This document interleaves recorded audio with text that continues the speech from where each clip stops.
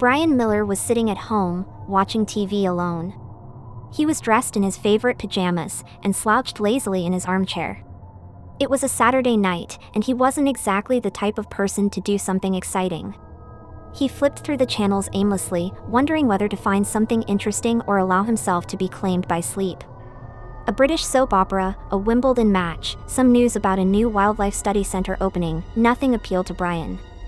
Then, he settled onto a horror movie. He didn't really care what it was about, he just decided to watch it until he nodded off. Now, Brian wasn't a man who got scared easily. There wasn't much that could chill his spine. He found horror films to be repetitive, haunted house attractions were a walk in the park, and he thought that ghosts and aliens and such things were plain nonsense. However, there was one organism on the planet Earth that truly frightened him: spiders.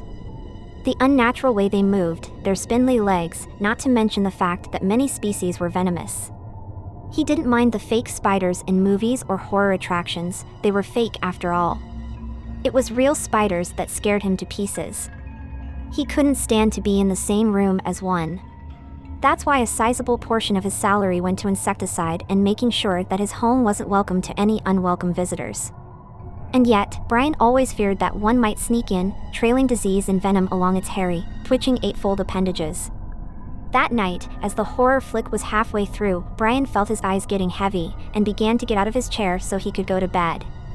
As he planted his feet on the ground, Brian felt a sharp sting on his left foot. "Ow!" Brian cried loudly. He pulled his foot up and looked down, and let out a larger shout at what he saw.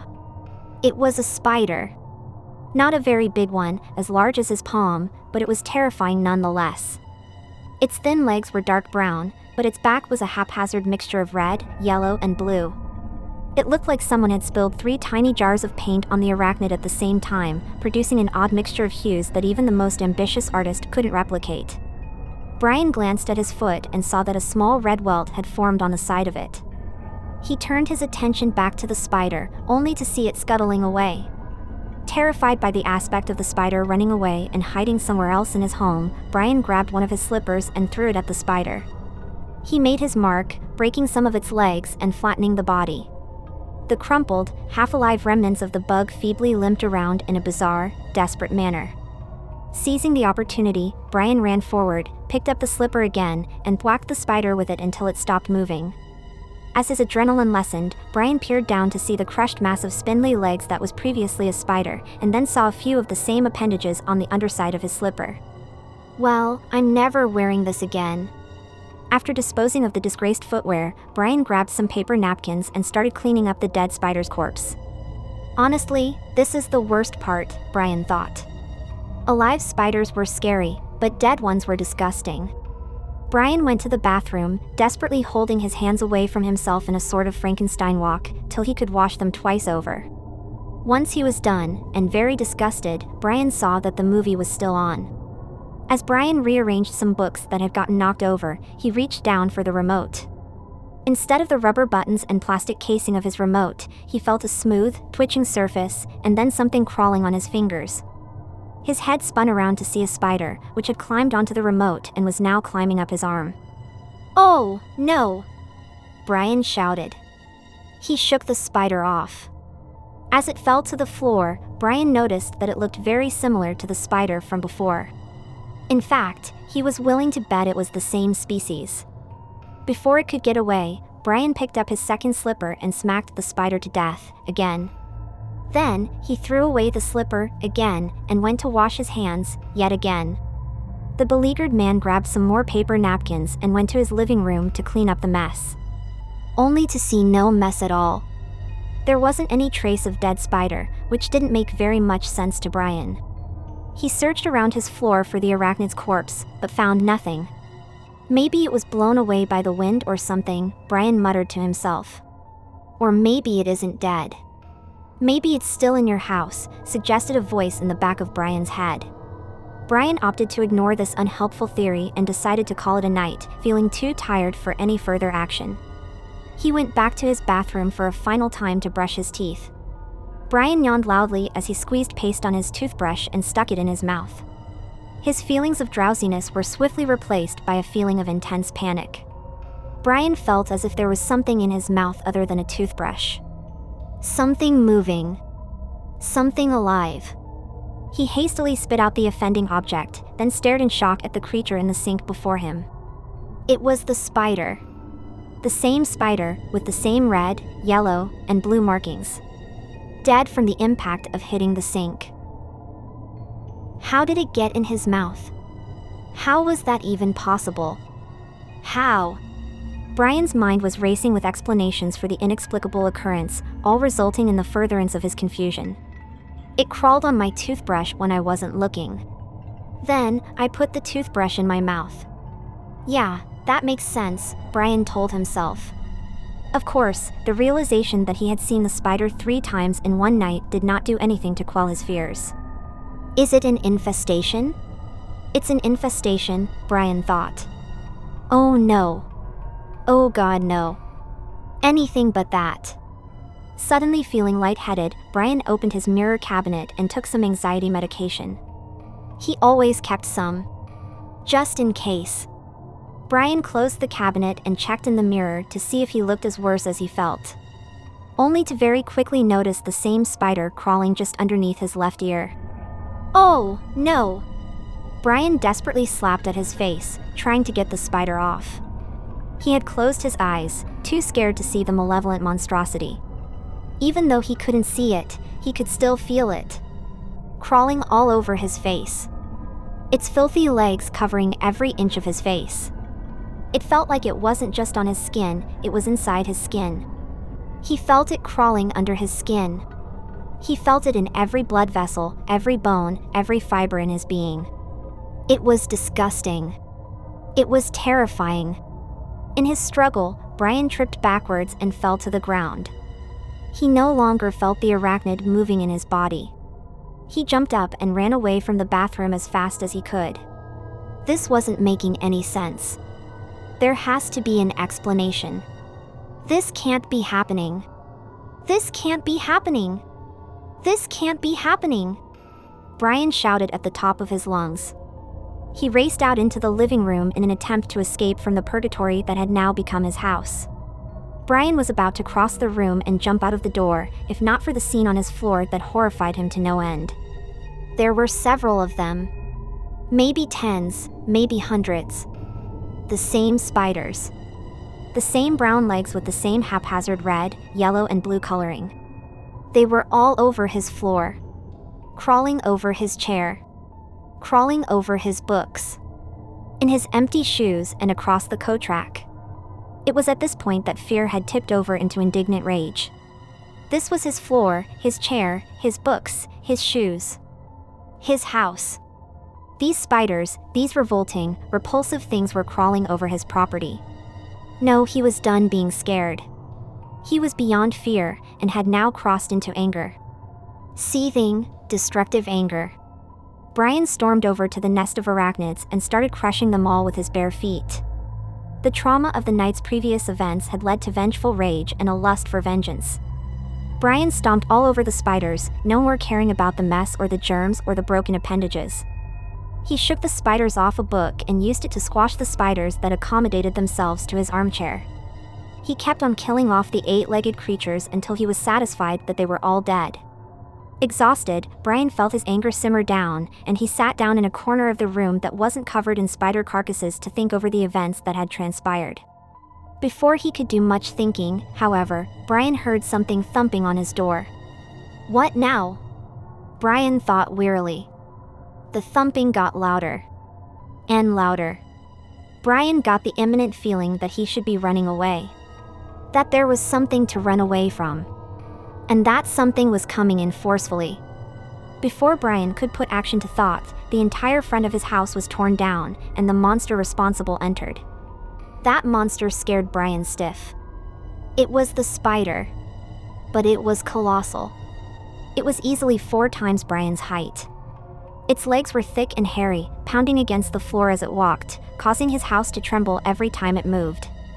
The behemoth had effortlessly destroyed a quarter of his home and continued to destroy more of it with every step it took. Brian could clearly see the spider's face. There were 8 black eyes, and 2 mandibles that snapped menacingly, with some foul green ooze dripping from its mouth that burned holes into his floorboard. Brian attempted to make an escape, but the spider pounced forward, destroying his roof, and pinned Brian down with one of its legs. Brian couldn't move. He almost felt his ribs were cracking under the spider's pressure.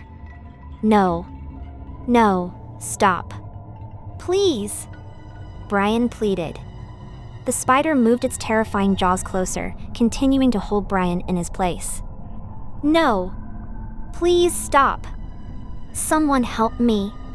The spider inched its face forward, preparing to take a bite. As it lunged, Brian let out one final cry. Breathe. Breathe, Mr. Miller. You're fine. You're safe. Brian opened his eyes. He looked up to see a man in his 40s in a white coat. The man had placed his hand on Brian's left shoulder and was looking down at him with concern. He took in his surroundings. He was in a hospital. On a bed. His arm was hooked up to an 4, and he was dressed in a patient's gown. Don't worry, Mr.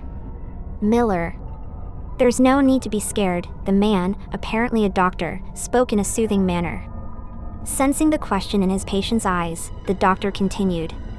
You were having a panic attack in your sleep. You're lucky I had come by to check up on you. You've been through quite a ride, to say the least. Brian could do nothing but utter a confused what. Allow me to explain. Last night your neighbors heard you screaming and called the police. Apparently, you were bitten by one of the venomous spiders that had escaped from the nearby Wildlife Study Center, since we found it crawling on your face. Brian remembered how he was bitten on the toe, and looked down to see the red welt had now turned to an ugly rash. But, I saw a giant spider, Brian helplessly uttered. Ah. Yes, well, the species you were bitten by has been known to cause wild hallucinations. Judging by your screams, I'd say you've seen some nightmarish stuff. You have no idea. Brian sighed. He started to get up, only to find that he couldn't. He looked to the doctor in confusion. The spider has also been known to cause paralysis, so you won't be getting up in the next few hours. By then the medicine will kick in and you'll feel much better. The doctor smiled down at Brian. I'll send in one of the nurses to look after you, the doctor said as he walked out. Brian nodded, realizing that he could still move his head. Then, he started to laugh. Quite loudly, in fact. It was all a dream. A nightmare. A hallucination. Brian silently thanked the forces above that none of it was real. Now, to wait until he could walk again. I swear, I'll never go near another spider again. Thank God, it's over. Brian began to feel thirsty, so he turned his head to see if the nurse was on her yet, when he noticed something crawling on the side of his bed.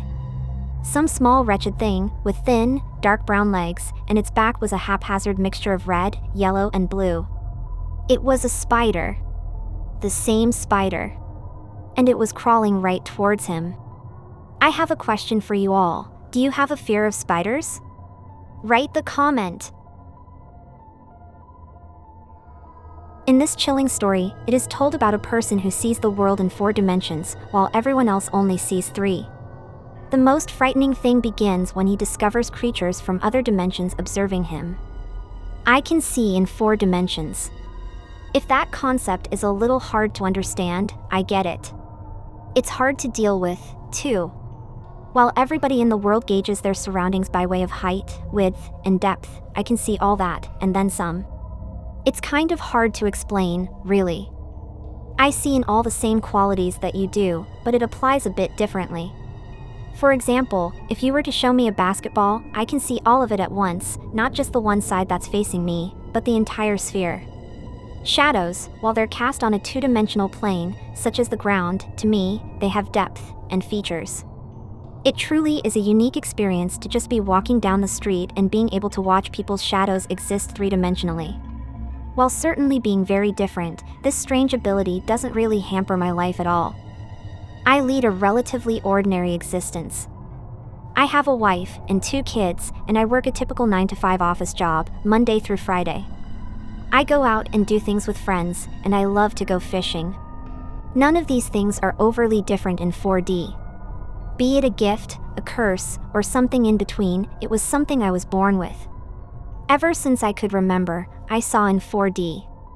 I didn't even know it was unusual until I made mention of something that no one else around me could perceive. That made for an awkward exchange at school.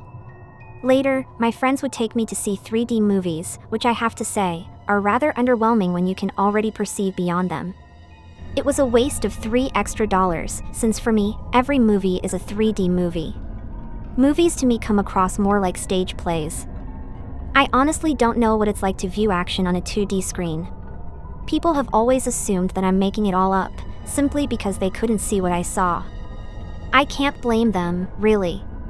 Kinda like people with tetrachromacy, who have extra rods and cones in their eyes, and can see colors that other people cannot see. Not gonna lie, I'm actually kinda jealous of those people. I mean, it must be cool to see all these other colors, but then, how do you relay that information accurately to others? How exactly does one describe a color? It's just something you have to experience through your senses that you can then relate to other people's common experiences of. I figure there's something that some of you out there are wondering, and the answer is yes, I do dream in 4 dimensions, as well. Dreams are oftentimes based on our experiences, and that is how I experience the world. I've been asked to do lectures at universities and to write articles about my perceptions of the 4th dimension. I do enjoy those things, and I love fielding questions from inquisitive minds about it. I even got a pretty penny to do a big guest lecture at UC Berkeley in a physics class. I would always begin every lecture with the same bit about how the 1st dimension doesn't truly exist, the 2nd dimension was anything you could map out on the X and Y axes, the 3rd dimension was how normal people perceive things, and can be mapped out on the X dash, Y dash, and Z axes, the 4th dimension was how I saw things, and the 5th dimension was in Randy B. group from 60s and 70s. That usually got a chuckle out of at least a few people. There is one major drawback to having this ability, however. That is that while I can perceive the 4th dimension, I am concerned with what lies in it. I believe the reason people by and large cannot see in 4 dimensions is because there's stuff there that we simply weren't meant to see and understand, as it would defy all comprehension.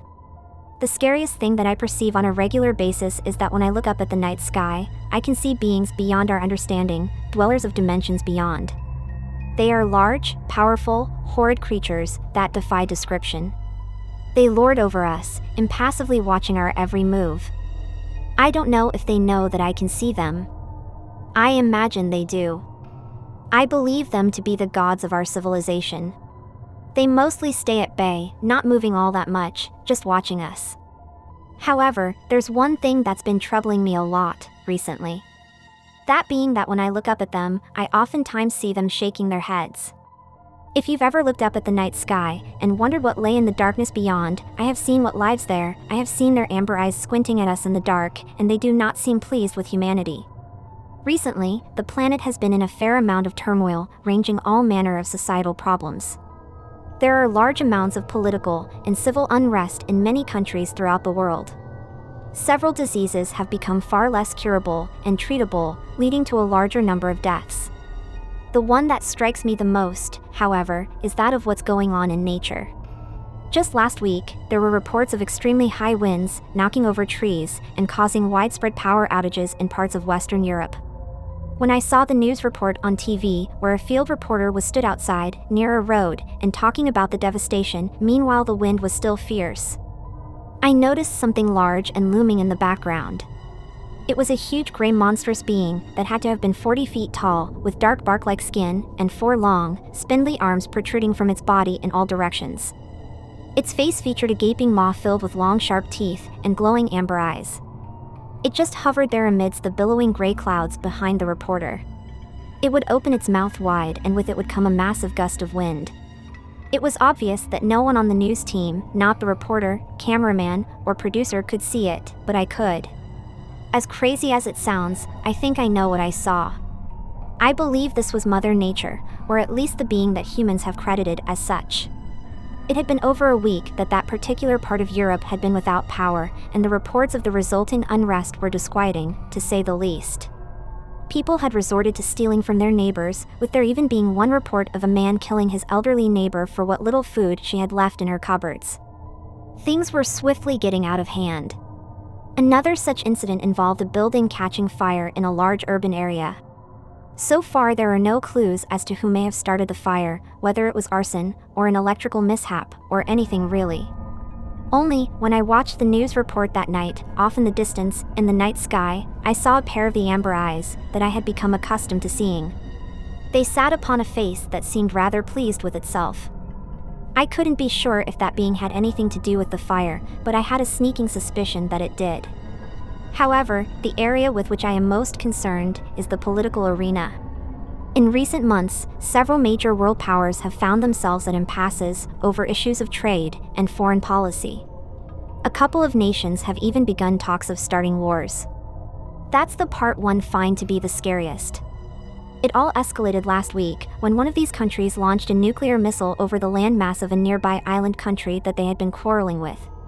When taken to task over this, the leader of said country claimed that they in no way authorized a nuclear strike against that, or any country for that matter. I again have a hunch that whatever caused that missile to be launched came from beyond. I say a hunch because it's hard to get people to believe you when you see things that they cannot, and I saw something of the utmost disturbance recently. It started when I heard a siren that I thought I would never hear in my lifetime. It was an air raid siren. My country was seemingly under attack. There were reports of foreign fighter jets infiltrating our airspace and our missile defense system being down. This was it, I thought. Soon, we may all be done for. I went outside and saw a set of 3 amber eyes looking down upon us through the clouds. I just stared up at the being for a while when I heard airplanes approaching. I looked to the north and saw 2 fighter jets flying south. Not long after, the southern horizon began to glow red. I knew what that meant. It was time to head inside.